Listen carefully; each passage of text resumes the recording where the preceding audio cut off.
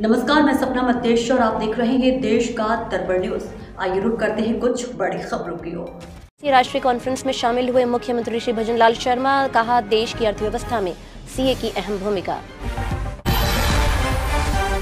अवैध खनन पर सख्त राज्य सरकार, मुख्यमंत्री ने दिए संयुक्त अभियान चलाकर कार्रवाई करने के निर्देश। अजमेर में 3 दिवसीय अंतर्राष्ट्रीय ऊंट महोत्सव का हुआ आगाज, लोक संस्कृति के जश्न में डूबे नजर आए देशी विदेशी सैलानी। मुख्यमंत्री श्री भजनलाल शर्मा ने कहा कि भारत आज विश्व की 5वीं बड़ी अर्थव्यवस्था है। इसमें देश के चार्टर्ड अकाउंटेंट्स का महत्वपूर्ण योगदान है। देश की अर्थव्यवस्था को गति और दिशा देने में सीए का महत्व सर्वविदित है। उन्होंने कहा कि जिस तरह चिकित्सक नागरिकों के स्वास्थ्य के लिए आवश्यक है, वैसे ही सीए भी देश के आर्थिक स्वास्थ्य के लिए जरूरी है। मुख्यमंत्री आज जयपुर में आयोजित चार्टर्ड अकाउंटेंट्स की 2 दिवसीय राष्ट्रीय कॉन्फ्रेंस वेदा को संबोधित कर रहे थे। मुख्यमंत्री ने कहा कि टेक्नोलॉजी और लेखांकन में नए बदलावों से पैदा होने वाली चुनौतियों का सामना करने और आपसी ज्ञान को साझा करने के लिए ऐसे सम्मेलन बहुत उपयोगी हैं। उन्होंने प्रतिभागियों से प्रदेश हित में वित्तीय प्रबंधन के रोड मैप से संबंधित सुझाव देने और प्रदेश के विकास में भागीदार बनने का आह्वान किया। इस अवसर पर मुख्यमंत्री ने विभिन्न क्षेत्रों में उत्कृष्ट प्रदर्शन करने वाले चार्टर्ड अकाउंटेंट्स को पुरस्कृत भी किया। साथ ही उन्होंने राजस्थान के चार्टर्ड अकाउंटेंट्स की डायरेक्टरी का विमोचन भी किया। युवा पीढ़ी हमारी आगे काम करने के लिए आ रही है। मेरा आपसे इतना निवेदन है, आपके अनुभव के हिसाब से नए नए इनोवेशन राजस्थान क्या कर सकता है, मैं आप सभी को आमंत्रित करता हूं कि नए नए इनोवेशन के लिए हम राजस्थान में ऐसा कौन सा अच्छा काम कर सकते हैं जिससे कि हमारी राजस्थान की अर्थव्यवस्था मजबूत हो, और राजस्थान की अर्थव्यवस्था मजबूत होगी तो निश्चित रूप से देश की अर्थव्यवस्था भी मजबूत होगी। माननीय हमारे यशस्वी प्रधानमंत्री नरेंद्र मोदी जी कहते हैं कि जरूरी नहीं है कोई भी व्यक्ति को इतना बड़ा ज्ञान हो, सारे ज्ञानों से वो परिपूर्ण हो, अच्छा ज्ञान कोई भी दे सकता है। उसके ज्ञान की पूरी तरह से कि वो अच्छा ज्ञान दे करके हमारी इस अर्थव्यवस्था को भी सुधार सकता है और हमारे राजस्थान के इतने 8 करोड़ लोगों के जनजीवन के आधार को भी बना सकता है। मुख्यमंत्री निवास पर जनसुनवाई का सिलसिला नियमित रूप से जारी है। मुख्यमंत्री श्री भजनलाल शर्मा ने आज सुबह ओटीएस स्थित मुख्यमंत्री निवास पर जनसुनवाई की। उन्होंने आमजन से उनकी परिवेदनाओं के बारे में जानकारी ली और अधिकारियों को सभी प्रकार के लंबित प्रकरणों का त्वरित गति से निस्तारण करने के निर्देश दिए।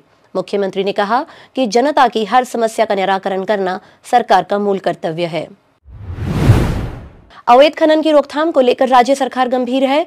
मुख्यमंत्री ने गुरुवार शाम खान एवं भू विज्ञान विभाग की समीक्षा बैठक को संबोधित करते हुए कहा कि अवैध खनन और खास तौर से बजरी खनन की रोकथाम राज्य सरकार की प्राथमिकता है। सख्त और प्रभावी कार्रवाई से ही प्रदेश में हो रहे अवैध खनन पर लगाम लगेगी। उन्होंने पुलिस, जिला प्रशासन, वन विभाग, परिवहन विभाग और खान विभाग द्वारा 5 दिवसीय संयुक्त अभियान चलाकर खनन माफिया के खिलाफ सख्त कार्रवाई करने के निर्देश दिए।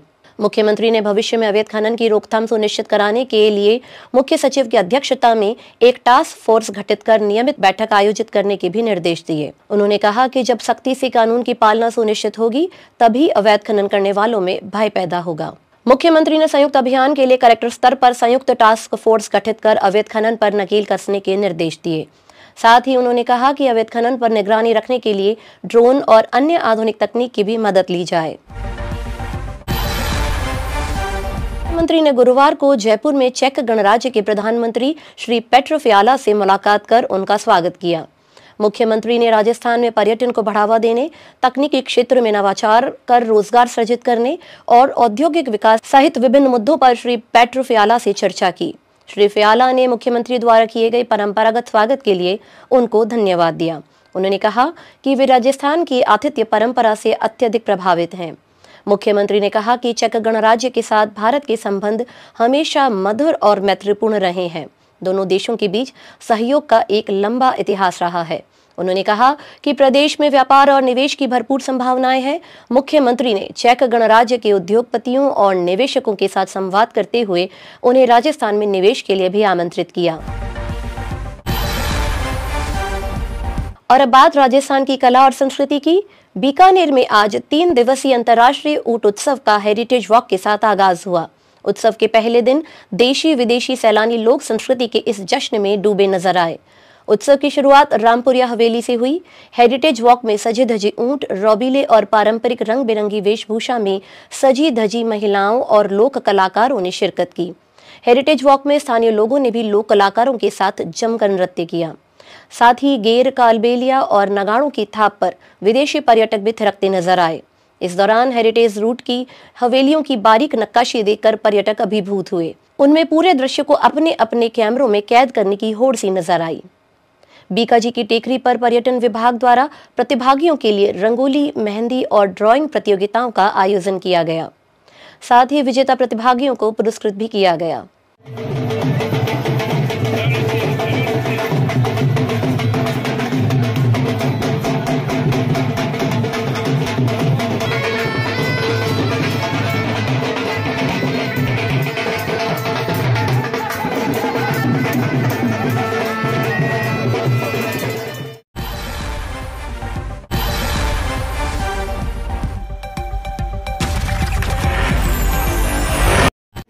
बहुत ही उन्होंने एंजॉय किया। आज हम देख सकते हैं कि बीकानेर में टूरिस्ट जो आए हुए हैं उनकी संख्या काफ़ी अच्छी है। और ये जो हेरिटेज वॉक है, ये जो फेस्टिवल है, मेरा ऐसा मानना है कि टूरिज्म के मैप पे बीकानेर को आगे ले जाने में बहुत ही सहायक होगा। और इसको जो विभिन्न देशों से आते हैं टूरिस्ट, उनकी माउथ पब्लिसिटी होती है, उसको देखकर उनका यहाँ पे स्टे का भी सभी से टूरिज्म डिपार्टमेंट के अधिकारियों ने अच्छी व्यवस्थाएं की है। और एक माउथ पब्लिसिटी के माध्यम से जो पहचान मिलती है, आने वाले सालों में और टूरिस्ट इस मेले में भाग लेंगे, ऐसा मेरा मानना है। और टूरिस्टों को बीकानेर पसंद आए, इसको दिखाने के लिए हमने अलग अलग जगहों पे अलग अलग प्रोग्राम किए हैं। और 2 दिन की बजाय इस बार ये फेस्टिवल 3 दिन का किया जा रहा है। और मेरा मानना है टूरिस्ट इसको बहुत एंजॉय करेंगे।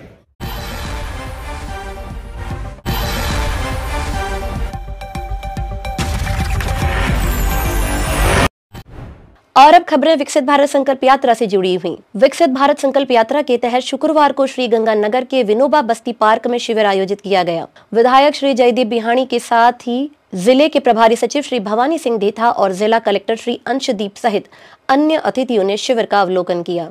उन्होंने आमजन को केंद्र सरकार द्वारा चलाई जा रही विभिन्न जन कल्याणकारी योजनाओं से अवगत करवाया। साथ ही जिले में आयोजित हो रहे शिविरों में अधिक से अधिक संख्या में पहुंचकर अपना पंजीकरण करवाने का आह्वान भी किया। विकसित भारत संकल्प यात्रा के तहत सांचौर जिले की ग्राम पंचायत देवड़ा में आयोजित हुए शिविर में जिला प्रभारी सचिव श्री आशुतोष एटी पेड़नेकर और जिला कलेक्टर श्रीमती पूजा पार्थ ने अवलोकन किया। उन्होंने आमजन से ज्यादा संख्या में शिविरों में पहुंचकर पंजीयन करवाने और योजनाओं का लाभ उठाने का भी आह्वान किया।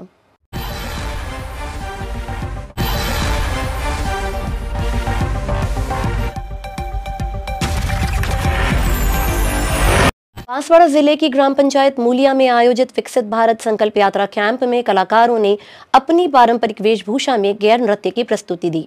शिविर में उपस्थित लोगों को 2047 तक भारत को विकसित और आत्मनिर्भर राष्ट्र बनाने की शपथ भी दिलवाई गई। विकसित भारत संकल्प यात्रा में बड़ी संख्या में आमजन को जन कल्याणकारी योजनाओं का लाभ मिल रहा है। आप भी सुनिए कुछ लाभार्थियों की कहानी उन्हीं की जुबानी। नारायण लाल, कन्हैया लाल, गाँव केलुखेड़ा, ग्राम पंचायत केलुखेड़ा। पहले मेरे कच्चे आवास था, फिर प्रधानमंत्री आवास योजना में मेरे पक्का आवास बन चुका है।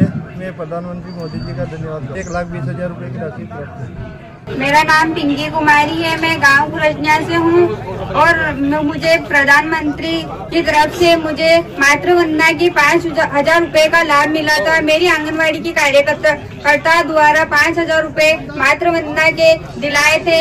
उन्होंने मुझे हर महीने आंगनवाड़ी पर बुलाकर पोषण वितरण करा और टीकाकरण की सूचनाएं दी। मैं गोकुल प्रसाद, पिता गब्बालाल, निवासी बुराडिया सर, ग्राम पंचायत केलुखेड़ा। मुझे स्वस्थ भारत मिशन के अंतर्गत शौचालय बनाने के लिए मोदी जी द्वारा 12,000 रुपये सहायता राशि दी गई और मैंने अपने घर पर शौचालय बनाया और अभी सभी उसी को उपयोग।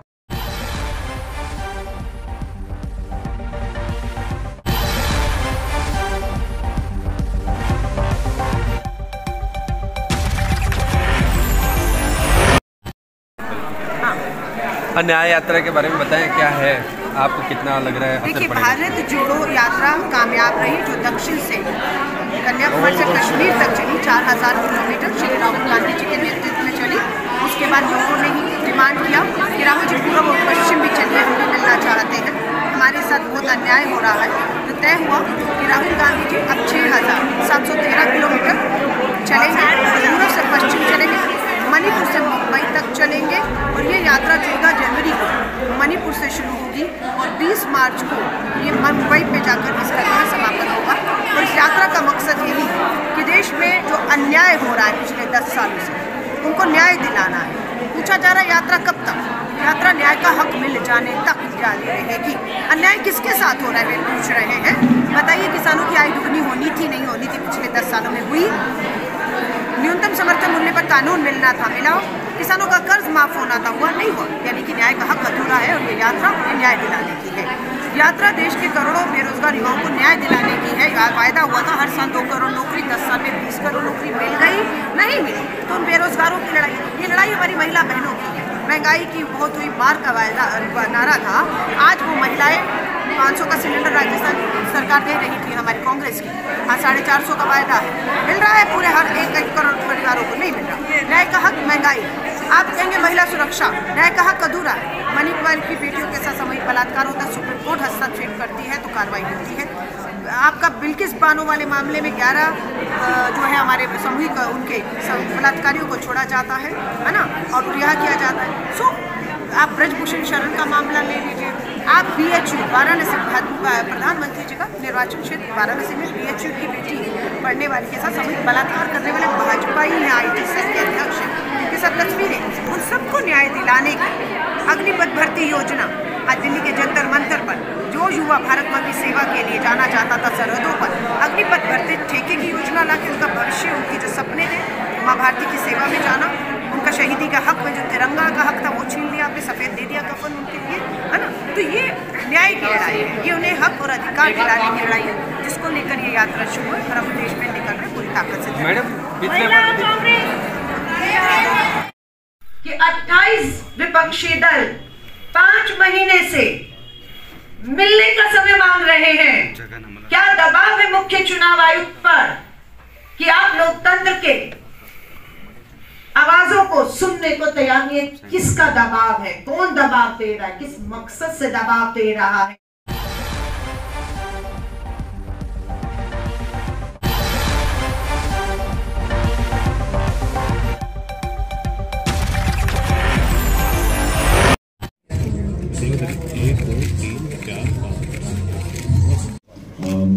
चार साल बाद हम लोग जयपुर लौट के आए हैं।